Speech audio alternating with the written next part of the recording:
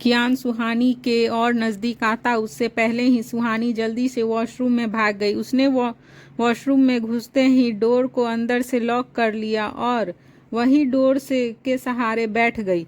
वहीं कियान सुहानी की इस क्यूट हरकतों को देखकर खुद को स्माइल करने से रोक नहीं पाया। कियान की स्माइल उसकी तरह बेहद ही प्यारी थी।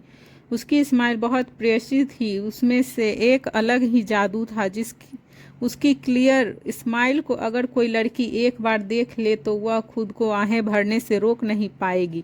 सुहानी भी खुद को उसे प्यार करने से रोक नहीं पाई। कियान के छूने पर और उसके नज़दीक आने पर सुहानी गुस्सा करती थी, पर उसके दिल को कियान का उसके नज़दीक आना और उसे छूना अच्छा लगता था। सुहानी डोर से टिक कर बैठी थी। उसने अपने दोनों हाथों से अपने सिर को पकड़ते हुए कहा, क्या इन्होंने सब देख लिया होगा? यह कहते हुए उसने अपना चेहरा अपने दोनों हाथों से छुपा लिया। फिर कुछ देर बाद उठकर उसने शावर के नीचे खड़े होकर झुंझलाते हुए आरूसी आवाज में खुद से कहा, मेरी जिंदगी तो प्राइवेसी पतंग बनकर उड़ गई है। कोई भी आ जाता है और कुछ भी कर लेता है। यह कहते हुए सुहानी ने मुंह बना लिया। वहीं दूसरी तरफ स्वाति का फोन रिंग हुआ। उसने फ़ोन देखा तो उस पर राहुल की कॉल आ रही थी। स्वाति राहुल की कॉल पिक करने से घबरा रही थी। वह हाथ में फ़ोन लिए खड़ी बस फ़ोन को ही देख रही थी। उधर जब सुहानी वॉशरूम से बाथरूम में बाहर आई तो वह पूरे रूम में अपनी नज़रें घुमाकर देखने लगी। उसे कियान कहीं नहीं दिखा। सुहानी कियान को रूम में न देखकर खुश हो गई। वह जल्दी से रेडी होकर नीचे आई। कियान सोफे पर बैठा उसी को देख रहा था। सुहानी ने उससे नज़रें मिलाते ही अपनी नज़रें फेर ली। कियान सुहानी की हर छोटी छोटी बातों को नोटिस कर रहा था। तभी सुहानी आई और डाइनिंग टेबल की तरफ बढ़ गई। फिर उसने अपने लिए चेयर खींची और उस पर बैठ गई।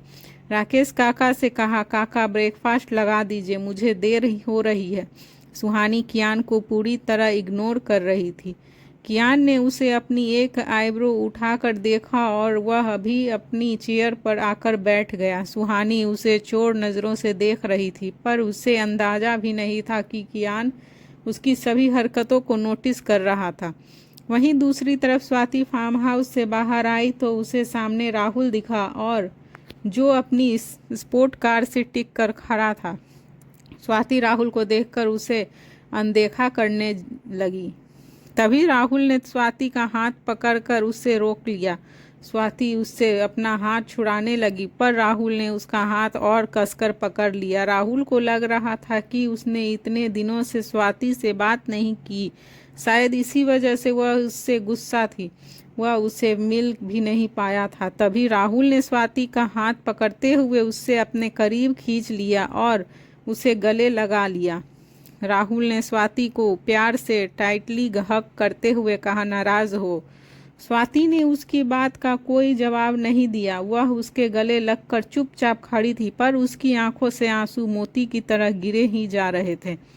राहुल ने स्वाति को हग किए हुए ही उसे समझाते हुए कहा, पिछले 5-6 दिनों में इतना कुछ हो गया कि समझ नहीं आ रहा है कि मैं तुम्हें क्या क्या बताऊं।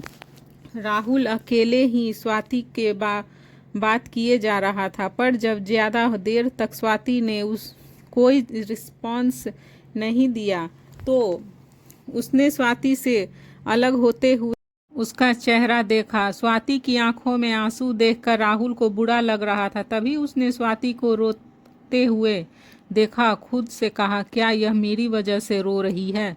फिर उसने स्वाति के आंसुओं को पोंछते हुए 2-3 बार सॉरी कहा। इस बार भी स्वाति ने उसे कोई रिस्पॉन्स नहीं दिया। राहुल कंफ्यूज हो गया और उसे देखने लगा। तभी स्वाति ने राहुल को उसकी कमर से पकड़कर हग कर लिया।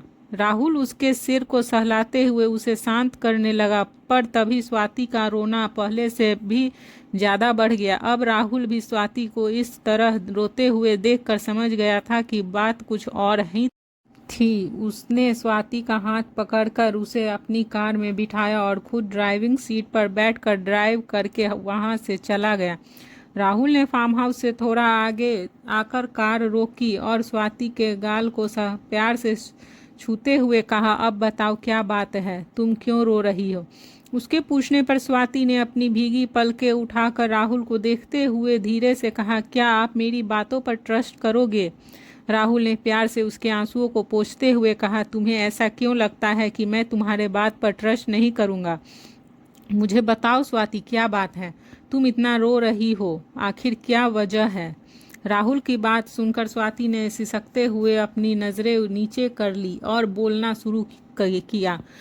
कॉलेज में जो भी उसके साथ हुआ वह सब उसने राहुल को बता दिया। स्वाति की बात सुनते ही राहुल को गुस्सा आ गया और उसने अपनी मुट्ठी कसकर बंद कर ली। गुस्से में राहुल को हाथों की नसें तन गई थी। राहुल ने स्वाति की बातों का कोई जवाब नहीं दिया और कार स्टार्ट करके ड्राइव करने लगा। वह कार इतनी फास्ट ड्राइव कर रहा था कि स्वाति को अब डर लगने लगा था। उसने डर की वजह से अपनी मुट्ठी कसकर बंद कर ली थी। वे दोनों कुछ मिनटों में ही कॉलेज के बाहर थे। तभी राहुल ने स्वाति की तरफ देखा बिना ही कहा, उतरो। स्वाति ने राहुल की बात का कोई जवाब नहीं दिया और कार से बाहर आई। राहुल भी कार से बाहर आया और स्वाति का हाथ पकड़कर उसे कॉलेज के अंदर ले जाने लगा। जब राहुल स्वाति को ले जा रहा था तब सब लोग उसे हैरानी से देख रहे थे और तरह तरह की बातें करने लगे थे, पर राहुल को इस सब से कोई फर्क नहीं पड़ रहा था। वह सीधे स्वाति को स्टाफ रूम की तरफ ले जा रहा था। वे दोनों एक साथ स्टाफ रूम में एंटर हुए। वह काफ़ी सारे प्रोफेसर थे। वह राहुल ने स्वाति की तरफ देखा तो स्वाति ने राहुल का इशारा समझते हुए उस प्रोफेसर की तरफ उंगली खड़ी कर दी जिसने उसके साथ बदतमीजी की थी। राहुल ने फिर बाकी सभी प्रोफेसर को घूरते हुए अपनी कोल्ड वॉइस में कहा, लीव।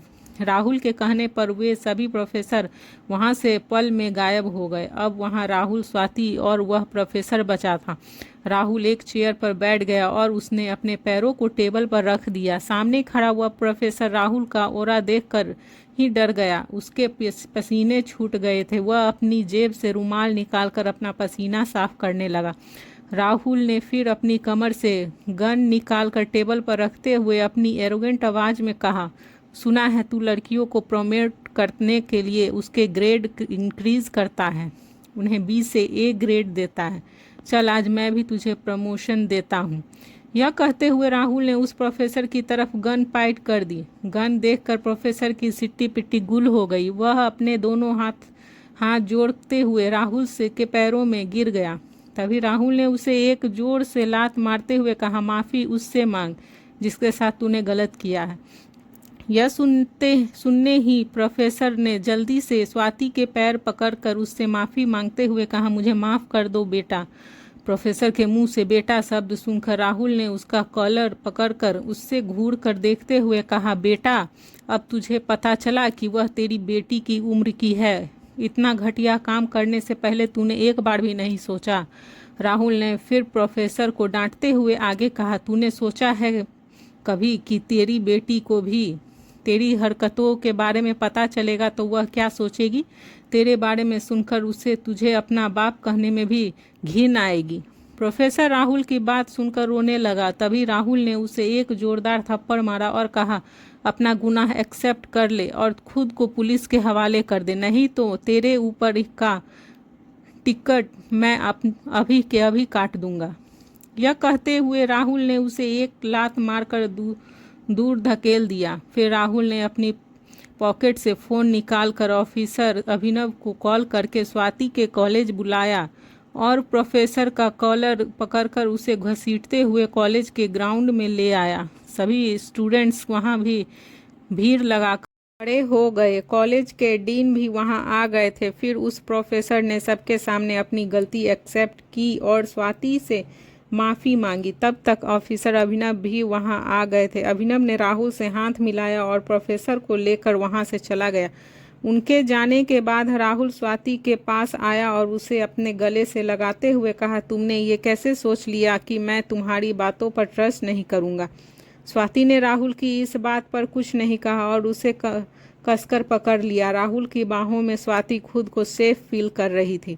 वहीं उधर सुहानी और कियान भी ब्रेकफास्ट कर चुके थे। सुहानी इधर उधर देखते हुए राहुल को ढूंढ रही थी। कियान उसे देखकर समझ गया था कि वह किसे ढूंढ रही थी। फिर उसने सुहानी को इग्नोर करते हुए कहा, राहुल चला गया, अगर तुम्हें कॉलेज जाना है तो मैं तुम्हें ड्रॉप कर दूंगा। यह सुनकर सुहानी ने कियान को घूरते हुए खुद से कहा, बोल तो ऐसे रहे हैं जैसे एहसान कर रहे हैं। यह कहते हुए सुहानी उसकी बात का जवाब दिए बिना ही चुपचाप जाकर कियान की कार में बैठ गई। कियान भी उसे फॉलो करते हुए उसके पीछे पीछे आ गया। सुहानी को अपनी कार में बैठता देखकर उसने धीरे से कहा, सिली गर्ल।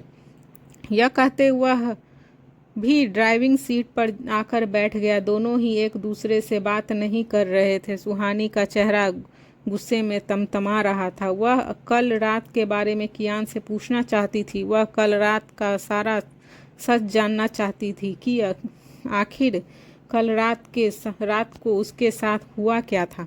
यह सोचकर सुहानी ने अपना गला साफ करते हुए एरोगेंट वॉइस में कहा, क्या कल रात कुछ हुआ था हमारे बीच?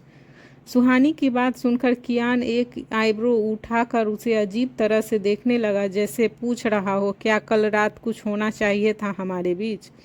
फिर कियान ने अपने ख्यालों को एक तरफ झटककर सामने सड़क को देखते हुए सबकी बात का स्ट्रेट वे में जवाब दिया, कुछ नहीं हुआ था, फालतू की बातें सोचना बंद करो। सुहानी कियान की बात सुनकर उसे स्ट्रेज नज़रों से देखते हुए बोली, क्या आप सच बोल रहे हैं? उसकी बात सुनकर कियान हंसना चाहता था, पर उसने अपनी हंसी कंट्रोल करके बिना किसी भाव के सुहानी को एक नज़र देखते हुए, क्या तुम चाहती थी कि कल रात हमारे बीच कुछ होना था? कियान की इस बात पर सुहानी को गुस्सा आ गया। वह उसे ऐसे मुंह बनाकर देख रही थी जैसे वह अभी उसका गला दबा देगी। फिर सुहानी ने अपने गुस्से को कंट्रोल करते हुए कहा, क्या बकवास कर रहे हो? मैं ऐसा क्यों चाहूँगी? तभी कियान ने सुहानी की बात पर तवाक से कहा, तो फिर बकवास बातें सोचना बंद कर दो। तुम्हारे कपड़े भी इसलिए चेंज किए थे क्योंकि वह गीले थे। तुम ज़्यादा देर तक उस कपड़ों में रहती तो और ज़्यादा बीमार पड़ सकती थी। सुहानी ने कियान की बात सुनकर गुस्से में उसे देखते हुए कहा, हो जाने देते बीमार, वैसे भी आप तो मुझसे नफरत करते हैं, फिर आपने दुश्मन को बचाने की आपको क्या ज़रूरत थी? सुहानी ने कियान को अपनी बातों के जाल में अच्छे से फंसाने की कोशिश की थी, पर कियान तो कियान था। वह इतनी आसानी से किसी की बातों में फंस जाए, यह कैसे हो सकता था? तभी उसने सुहानी की बात का रिप्लाई देते हुए कहा, ताकि मैं तुम्हें टॉर्चर कर सकूं। और हाँ, गलती से भी यह मत सोचना कि I feel something for you. नफरत करता हूँ मैं तुमसे। सुहानी ने कियान की यह बात सुनते ही चिड़चिड़ा कर कहा, तो मैंने कब कहा कि मुझे आपसे प्यार करो? इतना कहकर वह चुप हो गई। वह भी यही जानना चाहती थी कि कियान उसके बारे में क्या सोचता था, पर आज कियान की बातें सुनकर सुहानी को ट्रस्ट हो गया था कि कियान के दिल में उसके लिए नफरत के अलावा और कुछ नहीं था।